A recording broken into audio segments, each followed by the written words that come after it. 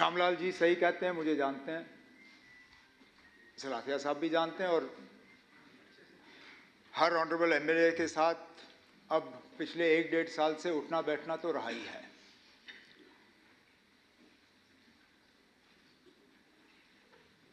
अगर इन्होंने मुझे कल उस वक्त बोलने दिया होता, मैं खुद अपनी बात को विड्रॉ कर लेता।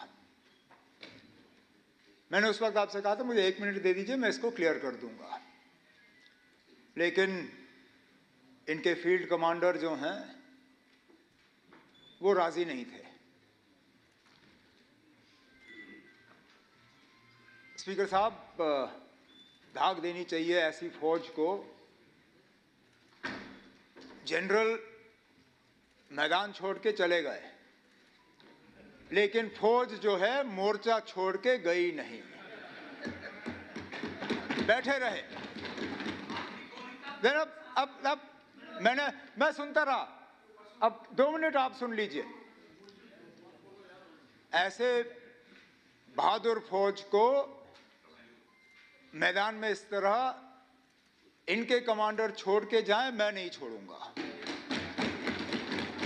अब रही बात खामोश, आप खामोश। यहां पे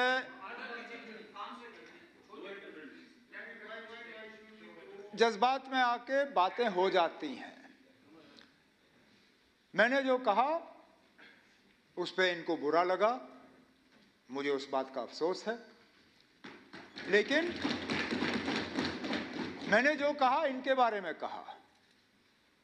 इनके किसी घर वाले को मैंने इसमें नहीं लाया, इनके किसी परिवार के सदस्य को इसमें नहीं लाया। इनके फील्ड कमांडर जाते जाते मेरे माँ बाप और मेरे दादा मरहूम को भी इसमें शामिल करके चले गए। लेकिन चलिए, मैं उस चीज को भी छोड़ देता हूं, स्पीकर खामोश। स्पीकर साहब, मुझे जितनी फिक्र अपने एमएलओ की है उतनी फिक्र मुझे इनकी भी है। मैं जब कहता हूं मैं जम्मू कश्मीर के लोगों का चुना हुआ मुख्यमंत्री हूं, वजीर आला हूं, तो मैं यहां के भी वोटरों का हूं तो वहां के भी वोटरों का हूं। आज सुबह इनके सारे सवाल रह गए, हमारे लिए बहुत आसान रहा। बहुत कुछ ऐसे सवाल थे जिनका शायद जवाब देना हमारे लिए थोड़ा मुश्किल होता, रहे नहीं, वो सवाल भी गए। अब इस शोर शराबे में इनके ग्रांट्स भी रह जाएंगे।